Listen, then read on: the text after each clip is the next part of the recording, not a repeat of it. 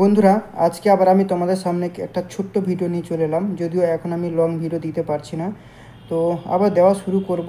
একটু সেটেল হয়নি, একটা কাজে আমি রয়েছি, তো তার জন্য কিন্তু কয়েকদিন ধরে দিতে পারছি না, শুধু শর্ট ভিডিও দিচ্ছি এবং হিউজ পরিমাণে কিন্তু আমি মক টেস্টগুলো কিন্তু অ্যারেঞ্জ করেই যাচ্ছি।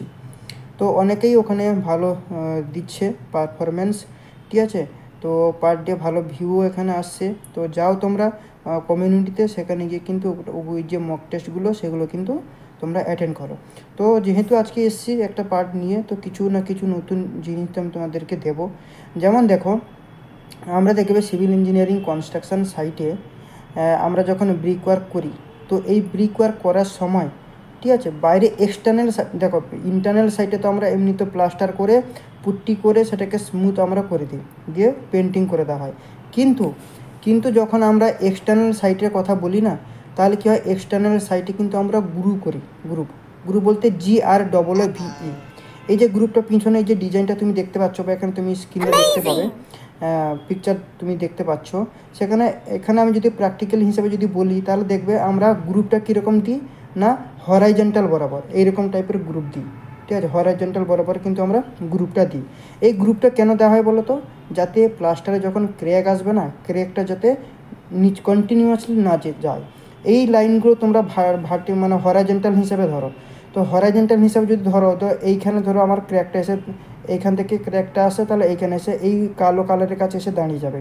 এই নিচের পার্টে কিন্তু আসতে পারবে না, বা এই পার্টে আসতে পারবে না। কেন না, মাঝখানে এই গ্রুপ রয়েছে। এই গ্রুপের থিকনেস কত হয়, এর সাইজটা কত হয়, এটা একটা ইন্টারভিউর প্রশ্ন। এই যে গ্রুপ, এই গ্রুপের সাইজ মানে এর যে থিকনেসটা হয় সেটা হয় 1/2 ইঞ্চি, এবং এর ডেপথও হয় কিন্তু 1/2 ইঞ্চি।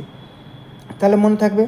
এবং এর যে মর্টার রেশিওটা কত হয়, 1:4 রেশিওতে কিন্তু এই মর্টারটা কিন্তু আমরা করে গ্রুপের জন্য কিন্তু যে দেওয়া হয় সেটা হচ্ছে 1:4 রেশিওতে, ঠিক আছে, মর্টার রেশিও। এটা গেল একটা সিভিল ইঞ্জিনিয়ারিং মোস্ট ইম্পর্ট্যান্ট একটা ইন্টারভিউর প্রশ্ন। সেকেন্ড প্রশ্ন কী রয়েছে না, স্টিয়ারকেস থেকে তোমাকে ট্রেড এবং রাইজের যে সাইজটা, সেই সাইজটা কিন্তু জিজ্ঞাসা করে। দেখো ট্রেডের ক্ষেত্রে কত হয়, দেখো ট্রেডের ক্ষেত্রে 10 ইঞ্চি আমরা রাখতে পারবো, ঠিক আছে। এর চেয়ে বেশি হলেও কোনো অসুবিধা নেই, কিন্তু এর চেয়ে যাতে কম না হয়, ঠিক আছে। এবং রাইজের ক্ষেত্রে কত হয়, রাইজের ক্ষেত্রে 6 ইঞ্চ, ঠিক আছে। রাইজের ক্ষেত্রে 6 ইঞ্চ। ট্রেড কোনটা রাইজ কোনটা তোমাদেরকে ভালো করে বুঝিয়েছিলাম, তবুও আমি পিকচার শো করিয়ে দিচ্ছি, তোমরা দেখলে বুঝতে পারবে ট্রেড কোনটা রাইজ কোনটা। তাহলে রাইজ কত হবে বললাম, রাইজ হচ্ছে 6 ইঞ্চি, মানে রাইজ বলতে এইটা, আর মানে এইরকম তো থাকে, তো এইটা হবে 6 ইঞ্চি, আর এইটা হবে কত 10 ইঞ্চি, মানে এইরকমভাবে থাকে। তখন এইটা হবে কত 6 ইঞ্চি রাইজ, এবং এই ট্রেডটা কত হবে, এই ট্রেডটা হবে 10 ইঞ্চি, ঠিক আছে। চলো, আচ্ছা, 1 ডেসিমেল ইজগল টু কত স্কোয়ার কাড়ি।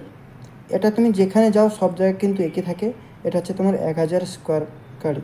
আবার 1 ডিসমিল ইজগল টু কত স্কোয়ার ফিট, 1 ডিসমিল ইজগল টু হচ্ছে 435.6 স্কোয়ার ফিট। মানে অল অফ ওয়ার্ল্ডে তুমি যেখানে যাও না কেন এই হিসাবে কিন্তু ক্যালকুলেশন হয়।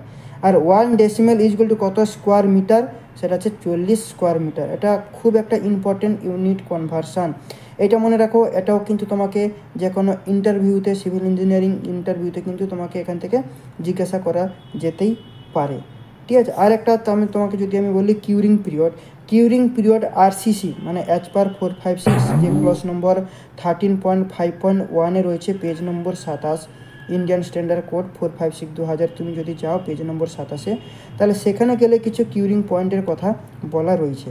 যেমন মিনিমাম আমাদেরকে 7 দিনের জন্য কিউরিং পিরিয়ড রাখতে হবে, ঠিক আছে। কেন, মানে কিসের ক্ষেত্রে, কলাম স্ল্যাব এইসবের ক্ষেত্রে, মানে OPC সিমেন্টের জন্য, অর্ডিনারি পোর্টল্যান্ড সিমেন্টের জন্য মিনিমাম 7 দিন কিউরিং পিরিয়ড কিন্তু আমাদেরকে RCCর ক্ষেত্রে রাখতে হয়, কলাম এবং স্ল্যাবের জন্য। এই 7 দিনে কত % স্ট্রেংথ গেন হয়, দেখো স্ট্রেংথ তো আমাদেরকে তো অ্যাচিভ করতে হবে। 7 দিনে কত % গেন হয়, 7 দিনে 65% কিন্তু স্ট্রেংথ গেন হয়ে যায়। এবং 14 ডেজ মানে 14 দিনে তোমার 90% চলে আসে স্ট্রেংথ। আর 21 দিনে কত হয় না, 99% স্ট্রেংথ কিন্তু আমরা অ্যাচিভ করে নিই, মানে তোমার স্ট্রেংথ গেন কিন্তু হয়ে যায়। আচ্ছা, এরপর একটা জিনিস রয়েছে, এই কিউরিং পিরিয়ডের কথা যখন এলাম, তখন কিউরিং পিরিয়ড আমি ব্রিক ওয়ার্কের ক্ষেত্রে যদি বলি, তাহলে ব্রিক ওয়ার্কের ক্ষেত্রেও কিন্তু আমাদেরকে 7 days curing period must be কিন্তু রাখতেই হবে। এবং এখানে কিন্তু দুটো কন্ডিশান আছে। কি কন্ডিশান, একটা সামার এবং উইন্টার। মানে গরমকাল এবং শীতকালের সময় একটা ব্যাপার থাকে। গরমকালে যেমন একটু বেশি কিউরিংয়ের দরকার পড়ে, শীতের দিনে একটু কম করলেও চলবে, ঠিক আছে? কেন সূর্যের তাপটা গরম দিনে কিন্তু খুব বেশি থাকে। তো এই যে সামারের সময় কবার দিতে হবে না, সামারের সময় তোমাকে কিন্তু মিনিমাম 3বার কিন্তু দিতেই হবে দিনে, এবং উইন্টারের সময় 2বার দিলে চলবে। কিন্তু এই সামারের সময় মিনিমাম 3বার, তার চেয়ে বেশি দিতে পারলেই তো খুব ভালো কথা, ঠিক আছে? তো এই ছিল আজকে ছোট্ট একটা পার্ট। এই ধরনের ভিডিও আরও পেতে চাইলে চ্যানেলটাকে সাবস্ক্রাইব করো, লাইক করো এবং বেশি বেশি করে বন্ধুবান্ধবের সাথে শেয়ার করো। এবং ভিডিওটা কেমন লাগলো তোমরা কমেন্ট সেকশনে কমেন্ট করে জানাও। চলো আজকে এখানে শেষ করছি, নেক্সট ভিডিও আবার দেখা হবে, ততক্ষণের জন্য থ্যাংক ইউ, চলো বাই।